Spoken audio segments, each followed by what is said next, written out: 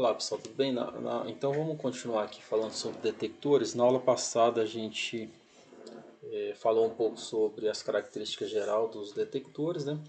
A partir de agora vamos falar especificamente de alguns detectores, né? Vamos começar falando aqui sobre os detectores a gás, né? Falar sobre as características deles, quais são, né? Como é que é o formato e onde é utilizado. Então vamos lá. Então o detector a gás, o meio sensível, né, aquela parte onde acontece a interação da radiação, é um gás, né? Então eles são muitos tipos de gases diferentes, né, para cada tipo de detector. Então sendo um dos mais comuns o próprio ar. Três principais tipos que nós temos aí, que é a câmara de ionização, detector proporcional e detector Geiger-Müller, né? Aqui nessa aula vamos falar um pouco sobre as câmaras de ionização e depois vamos falar um pouco sobre os detectores proporcionais e Geiger-Müller, né? Então a interação da partícula ou fóton com o gás em qualquer um deles libera aí pares de íons no interior desse detector, né? E os princípios de funcionamento deles é a medição da ionização, né? Ou seja, da quantidade de carga gerada aí por meio da aplicação de uma diferença de potencial, como nós vimos lá, o funcionamento geral de um detector, né? Então existe aí uma relação direta entre o número de íons gerados e a energia depositada pela radiação no meio, né? Temos um valor de W aqui, nesse W aqui nós vamos chamar esse W aqui de valor da energia média para a formação de um par de íons em um gás, ou seja, a energia média para que aconteça então a formação de um par, né, de íons. Então esse W aí vai depender do gás do detector, né, do tipo de gás, a sensibilidade desse gás, né, do tipo de radiação incidente com a sua energia, né, e, e é conhecido o valor de W. Conhecido então o valor de W, é possível estimar aí a energia depositada aí no detector a partir da coleta desses íons gerados, né? Então nós temos aqui uma equaçãozinha que diz que N é igual a E dividido por W, onde esse N aqui é o número médio de pares formados, né, a quantidade de pares formados. Esse é a energia para a radiação depositada no volume sensível do detector. E o W aqui é o valor da energia média, né, para a formação de um par de íons, né? Aí com isso aqui a gente tem a quantidade de íons formados aí, é a quantidade de pares de íons formados, né? Então alguns valores típicos de W, que é tabelado, né, é dado em electrovolts por par de íons, né? Então se for no ar, aí tipo elétrons rápidos, né, é mais ou menos 33,8, na partícula alfa 35,1, né? O argônio aí 26,4, também 26,3 para alfa e 15,7 aqui para energia de ligação do elétron, né? Do elétron externo. E assim por diante. Aí nós temos alguns outros gases aqui importantes que é utilizado em alguns detectores aqui, né? E temos aí a quantidade, o valor de W aí para cada um deles em situações específicas, né? Então essa energia de ligação versus aí esse valor da energia média para formar aí um par de íon, né? Então a energia mínima para ionizar, a ionização de uma molécula de gás, ela é igual à energia de ligação do elétron mais externa, que nós vimos lá quando a gente falou da interação da radiação com a matéria, como é que é o processo de ionização, ou seja, ionizar é você arrancar elétron do átomo, né? Você só consegue arrancar elétron do átomo quando essa energia absorvida ali for maior do que a energia de ligação desse elétron, né? Então, no caso dos gases utilizados em detectores de radiação, esta energia é da ordem de 10 a 20 electrovolts, né? Entretanto, no processo de interação da radiação incidente com o meio gasoso, a perda de energia não é apenas devido ao processo de ionização. Então, parte da energia é perdida em processo de excitação, né? Nós já vimos isso também, aquela transição eletrônica ali dos elétrons nas camadas, né? Por isso o valor de W é significativamente maior do que a energia de ligação do elétron, né? Mais externo do gás, né? Como pode ser reparar pelos valores da tabela que nós vimos anteriormente, né? Então a variação do valor médio de energia, que é o W, com o tipo de gás e da radiação incidente não é tão grande, né? Ou seja, os valores típicos ficam aí entre 25 a 35 eletronvolts por íons, né? Então, só que lembrando que o W aqui, então ele depende aí, então, não só da energia de ligação, mas a energia para excitar esse elétron aí, né? Então aqui o esquema, mais ou menos, que acontece, olha só, a radiação incidente aqui, né, chega, interage com o meio gasoso, fazendo com que há uma separação dos, dos, dos ânions e dos cátions, né? Ou seja, as partículas positivas e as partículas negativas aqui no meio, né? Ou seja, então a partícula negativa é atraída pelo ânodo, né? Que é a parte positiva aqui do equipamento, e as partículas positivas são atraídas pelo cátodo aqui, que é a parte negativa aqui no equipamento. Então você há uma separação dessas cargas aqui, né? Então no ânodo, o ânodo aqui, que é o eletrodo positivo, ele coleta os íons negativos, que são os elétrons, e o cátodo aqui, que é a parte negativa, que ele atrai os íons positivos, né? Então há uma separação aqui entre essas cargas nesse meio aí, né? Fazendo com que você consiga então fazer a contagem desses pares separados aqui, né? Então há uma diferença de potencial aí versus essa amplitude aí, né? Então nós temos aqui um gráfico onde mostra o comportamento da utilização aí desses detectores.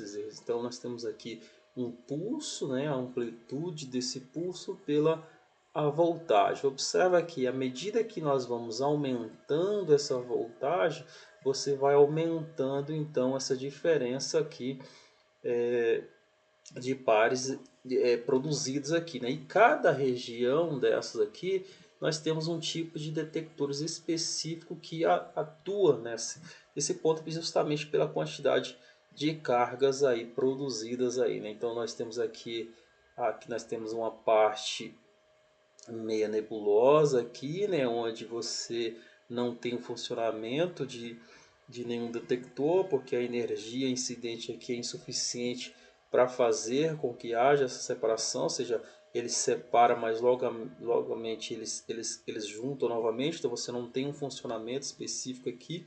Aí você tem uma região de saturação desses íons, onde você tem alguns equipamentos que funcionam nesta região, aí você tem a região proporcional, onde temos os detectores proporcionais, você tem aqui uma região de limitação desses detectores proporcionais, e você tem aqui uma saturação onde acontece a utilização dos Geiger-Müller, que nós vamos falar deles especificamente. Então, olhando para cada uma dessas regiões desse gráfico, nós podemos observar o seguinte, ó, na primeira região aqui, né, que é a região inicial não proporcional, nós temos lá valores muito baixos de voltagem, né, não suficiente para evitar a recombinação dos íons primários.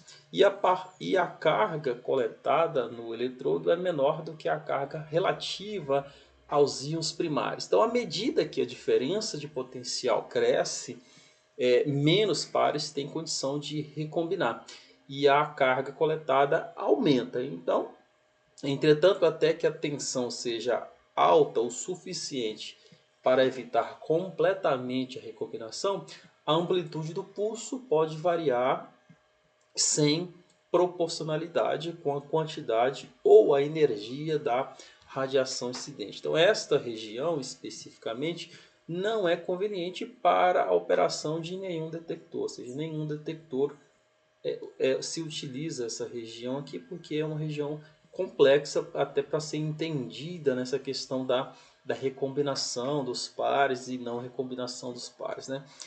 Então aí nós temos essa segunda região aqui, né, que é uma região de saturação aqui dos íons, né? Então o que acontece aqui, né? Nessa parte que nós chamamos de região de saturação dos íons, então a partir de um determinado valor de tensão, ou seja, à medida que a gente aumenta aqui a voltagem, ó, todos os elétrons, ou seja, os íons primários negativos são coletados. Então, nesse ponto aqui, há uma coleta de íons. Todos os que são produzidos são coletados. Então, portanto, um aumento na voltagem não é mais acompanhado por um aumento de corrente ou amplitude do pulso. Então, nesta região, há um patamar, que dá para ver nitidamente aqui, há um patamar aqui. Então, nessa região há um patamar e é nela que funcionam as câmeras de ionização. Então, as câmeras de ionização funcionam exatamente nesta região. Nós vamos falar com mais detalhe das câmeras de ionização mais para frente. Então, a resposta obtida no sistema é proporcional ao número de pares de íons produzidos então pela radiação incidente e, portanto, a sua energia, como pode ser observado aqui na diferença nas duas curvas, né? Ou seja, nessa curva de baixo e nessa curva de cima. Então há uma diferença aqui de amplitude aqui. Então o sinal medido pelas câmeras de ionização é normalmente muito pequeno e muitas vezes não são amplificados antes da medida. Então, aqui, como aqui é muito pequeno, então nós usamos geralmente nas câmeras de ionização é utilizado um acoplamento chamado câmeras de amplificador, né, que você amplifica essa contagem aí você consegue fazer a leitura corretamente, né? Então vamos fazer um exercício aqui só para vocês terem ideia de tipo de exercício que a gente pode utilizar nessa parte aí. Então tem lá, calcule a carga representada pelos íons positivos ou elétrons livres criado quando uma partícula alfa de 5,5 MeV é freada no hélio, né? Ache a corrente de saturação correspondente a 300 partículas alfas por segundo, incidindo em uma câmara de ionização de hélio. Então, nós temos lá que o W para esta situação é 42,7 eletronvolts por par de elétrons. Isso é tabelado, tá? Esse valor de W é tabelado. Então, N é igual a E sobre W. Então, N vai ser 5,5 vezes 10 a sexta dividido por 42,7, que vai dar 12,88 vezes 10 a quarta pares de íons, né? Então, a quantidade de carga é quem? É N, né? A quantidade de pares vezes E, que é a carga do elétron. Então, a carga vai ser 12,88 vezes 10 a quarta, isso vezes a carga do elétron, que é 1,6 vezes 602 vezes 10 a 19, né? Que isso vai dar em torno de 2,06 vezes 10 a menos 14 coulombs, né? E aí a corrente vai ser a carga dividido pelo tempo, né?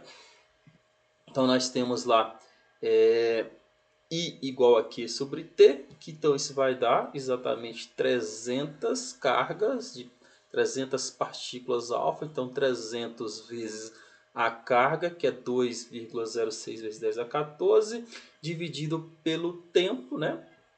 Pelo tempo aí, que é pelo tempo aí, que então pelo 1 segundo, né? Então isso vai dar em torno de 6,2 picoamperes, né?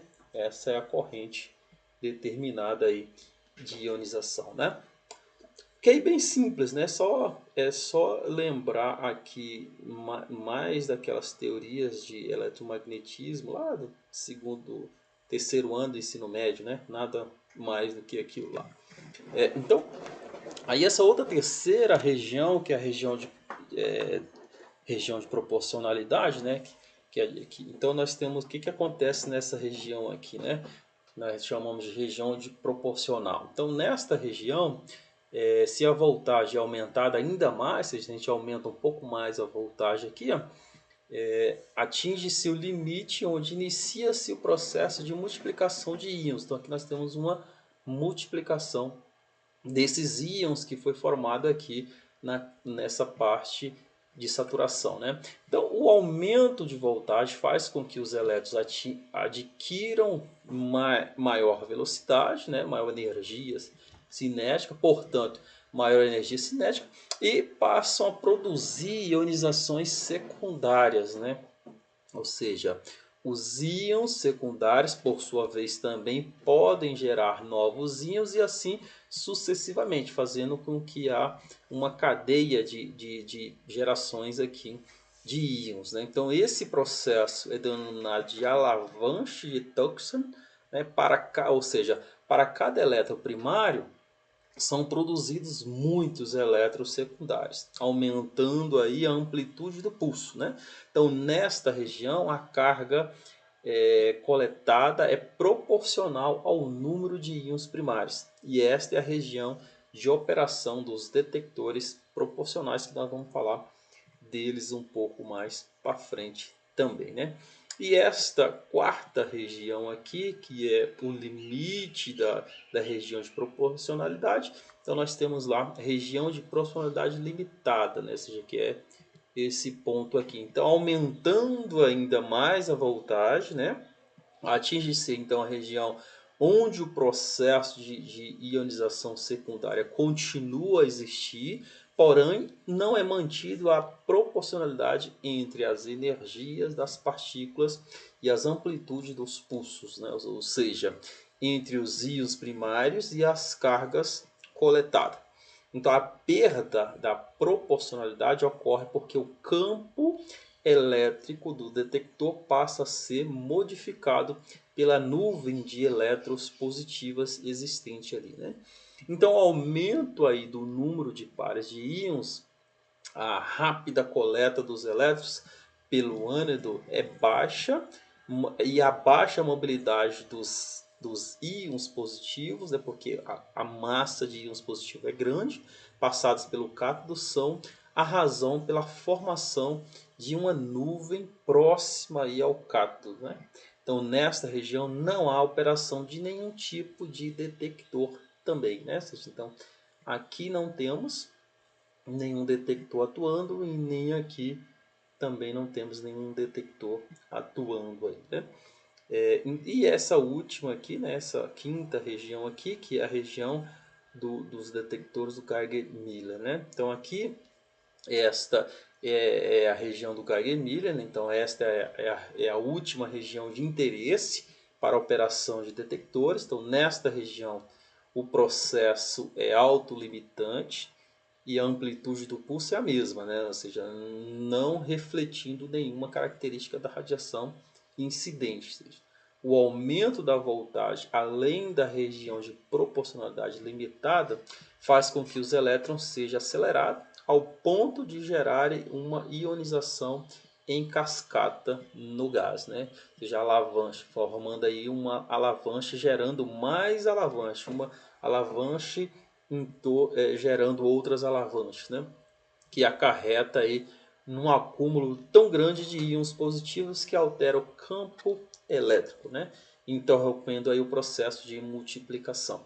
Então o número de pares de íons criados nessa região será sempre da mesma ordem, independente do número de pares de íons criados originalmente, né? Ou seja, então ele tem aí um processo de equilíbrio aí, de produção, né? Ou seja, então nessa região de descarga, ou seja, a última aqui, ó, tá vendo aqui, bem na pontinha, há uma região de descarga, ou seja, se a voltagem for aumentada indefinidamente, então poderá ocorrer essa descarga elétrica, ou seja, um centelho, né? Um centelho elétrico aqui, independente da presença de partículas ionizantes ou não, né? Então nessa região não operam detectores e se operados podem ser danificados, né? Porque você tem ali uma centelha acontecendo, uma descarga acontecendo nesse ponto aí, né? Então essas são as regiões aí de atuação dos detectores a gases, né? Então vamos falar agora do primeiro detector aí importante, que é daquela primeira região onde atuam alguns detectores, que é a câmara de ionização, né?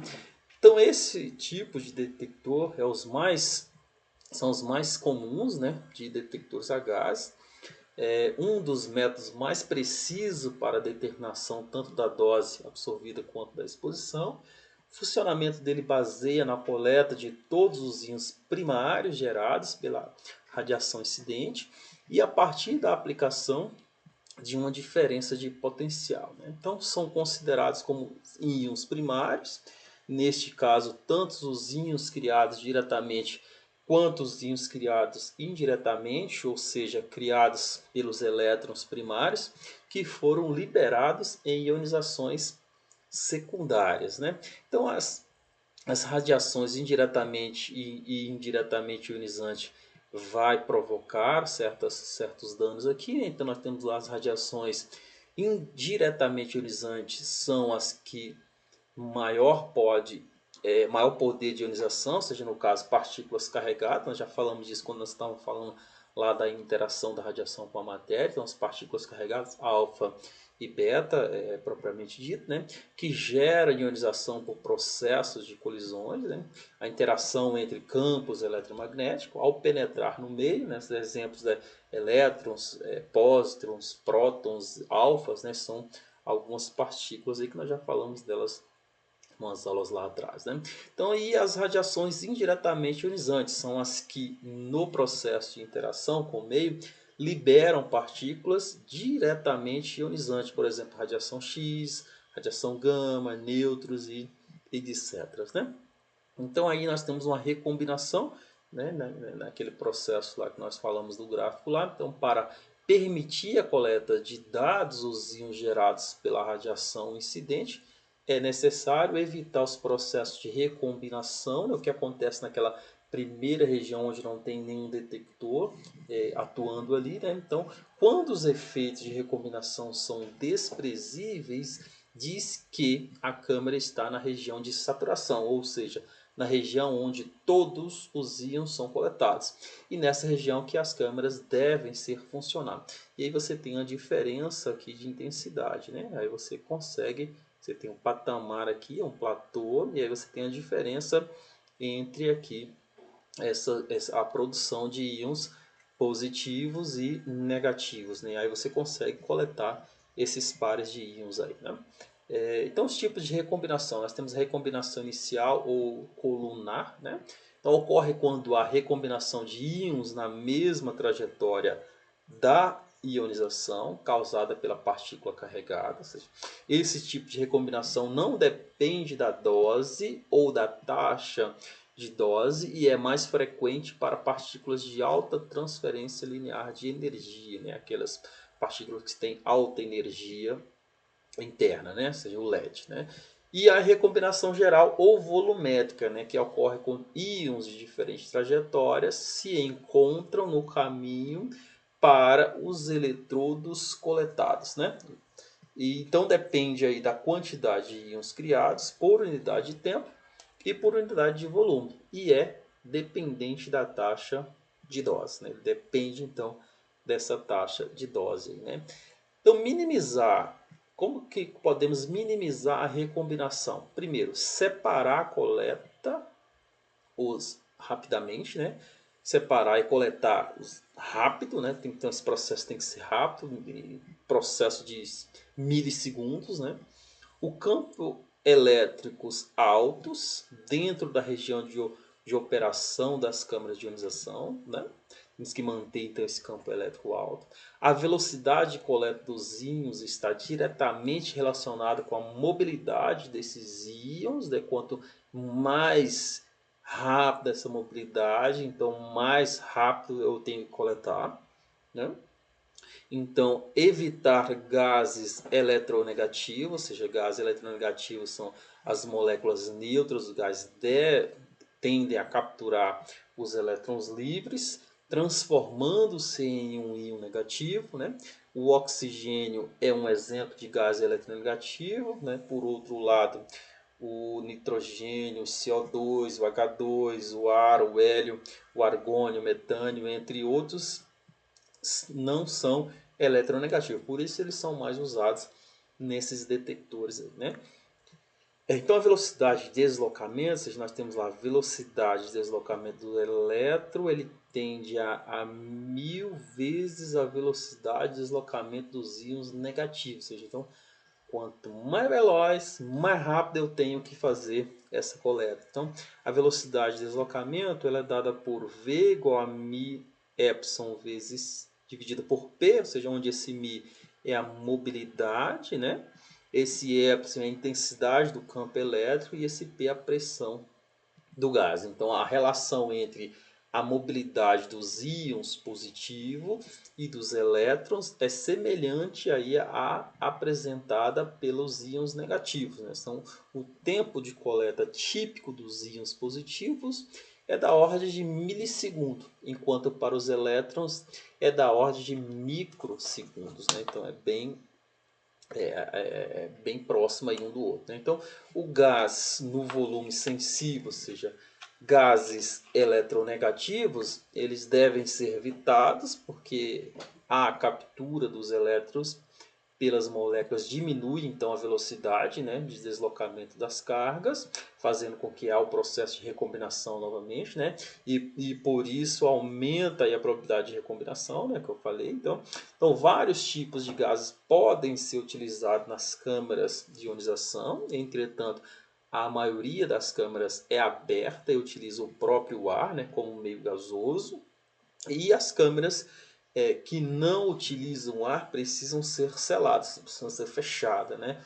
Então essas câmeras normalmente são utilizadas para aplicações específicas, onde é preciso aumentar a sensibilidade aí do detector, né? Então a câmara de ionizações abertas é necessário corrigir as leituras para as combinações ambientais, né, de calibração, uma vez que a resposta da câmara depende aí da densidade aí do gás e essa densidade varia com a condição de temperatura, pressão e umidade, então você precisa de um fator de correção quando essa câmara é aberta para corrigir exatamente essas variantes aí da natureza, né? Então você tem lá esse fator de correção é igual a um PC sobre P vezes 273,15 mais um T dividido por 273,15 mais um TC, né? Onde esse PC aqui é a pressão de referências, né? Que normalmente gira em torno de 101,325 kPa, né? Esse TC aqui é a temperatura de referência, que é em torno de 20 graus Celsius, né? E esse T e o P são respectivamente a temperatura e a pressão durante ali a medição, né? Então você determina esse fator de correção de acordo com essas grandezas aqui e aí você tem então a correção atuada aí na sua câmara de ionização, né? Aberta, né? Então, por exemplo, vamos fazer um exemplo aqui, olha só, diz assim, calcule o fator de correção para pressão e temperatura nas seguintes condições. Há uma temperatura T de 28 graus Celsius e a pressão de 101,19 kPa. É muito provável em uma cidade ali próxima ali do litoral, como Aracaju, né, Recife, etc. Né? E em temperatura e uma temperatura de 15 graus Celsius e há uma pressão de 101,49 kPa, né? Que é provável aí as condições lá de São Paulo, né? Então vamos calcular aí essas variantes nesse fator de correção aqui. No primeiro caso nós temos lá a temperatura a 28, a pressão 101,19, nós conhecemos a PC e TC, né, que são 20 e aqui 100 e aqui que nós vimos aqui, ó, que é 101,325, né? Então pegando isso aqui, substituindo esses valores aí, nós chegamos então nesse fator de 1,03, né? Para a primeira condição aqui, né? Na segunda condição, nós pegamos aqui o T aqui, a temperatura 15, a pressão 101,49 e o PC e o TC nós temos, né, que está mostrado no slide anterior. Substituindo aqui, então, nós chegamos então no fator de correção de 0,98, né, nesse segundo caso aqui, certo? Então nós temos aí esses fatores de correção dependendo das condições que é dada, né? Tá, então os tipos de câmeras de ionização. Nós temos aí câmeras de ionização de ar livre e câmeras de cavitárias, né? Então, nós temos lá câmeras de ar livre, são dosímetros, né, absolutos, ou seja, que obtém a medida da dose absorvida no meio sem a necessidade de calibração do detector em um campo padrão de radiação. Esse tipo de câmera de ionização é utilizado como referência para a calibração dos demais tipos de câmeras, né? Então seria algo mais ou menos assim. Você tem aqui um colimador, o feixe de radiação vai entrar por aqui, né? Nesse tubo aqui. Aqui você tem um colimador antes de chegar no volume sensível. Aí esse volume sensível está entre uma fonte de tensão, né? Os eletrodos aqui, o cátodo e o ânodo, né? Que é ligados aqui uns anéis de guarda aqui, que é uma descarga aqui, né? Então seria mais ou menos algo parecido desse tipo aqui, uma câmara de ar livre, né? Então são normalmente detectores grandes e para energias maiores que 300 kV, né? Então a dimensão da câmara de ar livre tem aí que ser tão grande que se torna impraticável construí-la, ou seja, é quase impossível construir, a não ser que seja uma mega indústria para poder fazer um tipo de câmera dessa, porque é muito grande, né? Então o tamanho da câmera é grande porque é necessário existir uma grande espessura de ar, né, antes do volume sensível da câmera, né, para garantir aí as condições de equilíbrio eletrônico, né? Então um tipo de câmera dessa existe em algumas usinas nucleares aí, né? Não todas, mas em algumas tem. Aqui no Brasil não tem esse tipo de detectores aqui em torno da usina não, tá? O equilíbrio eletrônico, né? Nós temos lá a radiação gama interage com o volume sensível, né? Que é o volume médio sensível aqui, e temos aí uma resposta depois dessa interação, né? Então quando existe uma compensação dos elétrons que sai e do volume sensível da câmara, então sem depositar toda a sua energia com os elétrons que entram com as mesmas características dos que saem, ou seja, então entrou, interagiu, saiu com as mesmas características dos que está aqui por conta da interação que aconteceu aqui, que nós já falamos sobre esses tipos de interação aqui, né?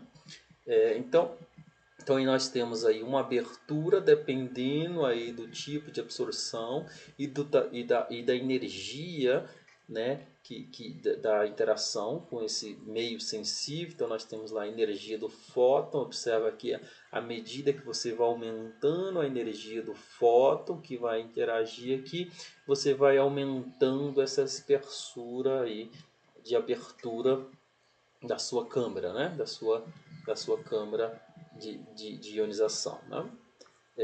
Então, vamos fazer mais um exemplo aqui. Diz assim: considere uma câmara de ionização feita com paredes de alumínio, determine a espessura da parede necessária para garantir equilíbrio eletrônico para fótons de 10 MeV.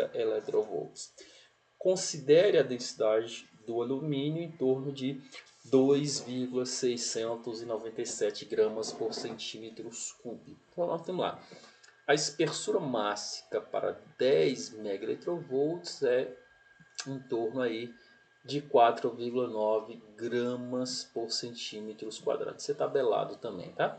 Então a espessura máxima é igual a espessura vezes a densidade. Então a espessura vai ser 49, né? ou 4,9 dividido aí por 2,697, que vai dar em torno aí de 1,82 centímetros de alumínio. Então você precisa aí de 1,82 centímetros de alumínio para suportar aí um fóton com esta energia aqui, né? Tá. E aí nós temos as câmeras cavitárias, né? Ou seja, que são mais versáteis e por isso mais comuns, né? Então, constituídas basicamente por uma parede que envolve aí uma cavidade preenchida por um gás. Então, as cargas geradas pela radiação incidente no ar são coletadas a partir da aplicação de uma diferença de potencial entre os eletrodos, né? São mais compactas, são menores do que a anterior, né? Uma vez que a condição de equilíbrio eletrônico é alcançada muito mais rapidamente quanto o feixe atravessa um material sólido, né, como a da parede da câmera, por exemplo, né? E a determinação da dose absorvida nesse tipo de câmera, entretanto, depende de uma prévia calibração contra um dosímetro padrão, né? Então aqui você precisa de uma calibração desse tipo de câmera, né? Então as características gerais desse tipo de câmeras, elas podem ser utilizadas na detecção de quase todos os tipos de radiação ionizantes, radiação gama, X, alfa, beta, fragmento de fissão e etc, né? Então são mais utilizados no modo corrente, mas podem ser utilizados no modo pulso, né? Lembra lá dos tipos de detectores que nós falamos, né? Tem o modo corrente e o modo pulso, o funcionamento deles, né? Então os sinais medidos são muito baixos, né? Tem funcionamento simples e pode medir fontes externas e internas ou até misturadas ao gás, né? Então essas camas são diversas formas, né, de tamanho, nós temos diversos formatos geométricos e tamanhos, adequando-se às várias finalidades, né, dependendo da funcionalidade do que você quer. Então você tem uma geometria diferente, você tem um tamanho diferente, né? Então são mais comuns as esféricas, as cilíndricas ou dedais e de placas paralelas, né? Então elas têm mais ou menos algo assim, ó. Todas elas têm algo parecido com isso aqui. Você tem uma janela de entrada, né? Tem um volume sensível, tem o eletrodo, ou seja, o coletor, né? Tem um isolamento, tá vendo? Tem um isolamento aqui. Nós temos aí um anel de guarda, né? de blindagem, e tem a parede da câmera, né? Tem essa parede aqui toda a câmera. Então tem esse tipo de formato, tem esse tipo de formato. Então é bastante utilizado tanto dentro da usina nuclear quanto nas áreas hospitalares que lidam com radiação. Então é bastante usado em vários tipos diferentes aí, né? Então nós temos aí os anéis de guarda, são mantidas na mesma tensão do eletrodo coletor. As finalidades dele é servir como um canal para onde a corrente de fuga é direcionada, né? Então define o volume sensível da câmara. Então a corrente de ionização medida é na maioria das vezes muito pequena, da ordem em torno de 10 a 12 amperes ou até menos que isso, né? Então é importante, o controle da corrente de fuga deve ser bastante rigoroso, justamente por ter aqui uma grandeza pequena aqui de corrente, né? Então a câmera de ionização de bolso, né, nós temos aqui parecendo uma canetinha, né, parecida uma caneta, ela também denominada como caneta dosimétrica, né, utilizada bastante em hospital por médicos e radiologistas, né. Ela é utilizada para medidas diretas e rápidas, permitindo ao usuário aí verificar a exposição sofrida imediatamente, né. É uma câmera de ionização selada com dois eletrodos de fibra de quartzo, né? Um fixo e outro móvel que fica aqui dentro, né?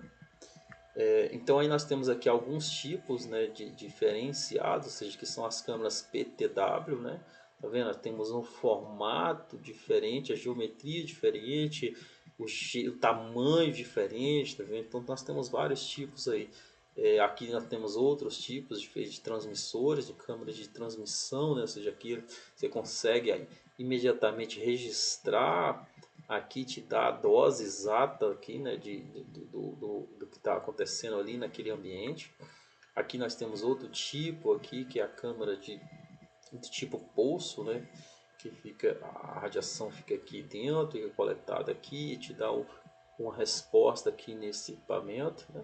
Aqui outro tipo, né, de caso, que são as capas de equilíbrio eletrônico, para você evitar aquelas fugas de eletrônica ali, né, aqueles ruídos que podem acontecer. Então você tem essa blindagem aqui, né, para você evitar isso daí, né.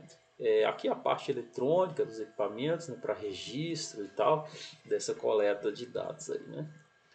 Aqui um kit de uma empresa, né, que chama Radical para radiologistas, né? Então nós temos aí a câmera de cilíndrica para radiagnóstico convencional, tem a câmera placas paralelas para mamografia, tem aqui a tipo panqueca para fluoroscopia e etc, né? Aí temos essa aqui que é a câmera cilíndrica para tomografia computadorizada, né, que é utilizada na tomografia. Temos essa aqui que é o tipo panqueca para radiação espalhada.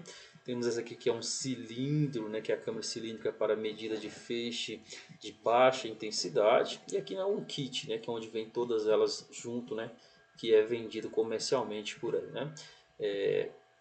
Geralmente os radiologistas, os médicos radiologistas que tem mais esses tipos de equipamento aqui, né? O pessoal que trabalha mais na área da saúde, né? Então é isso, pessoal. Então aqui falamos um pouco sobre os detectores a gás, né? E aí falamos um pouco aí sobre o primeiro detector, que é a câmara de ionização, né? Na próxima aula vamos falar de outros detectores que funcionam a gás naquela região daquele gráfico que eu mostrei. Nós falamos apenas da primeira região de funcionamento ali, nós vamos falar de mais duas regiões onde funciona ali, né, que é os proporcionais e o Geiger Miller, né? E depois nós vamos falar sobre outros tipos de detectores que não é a gás, né? Então é isso, pessoal. Então, bom estudo aí e até a próxima aula.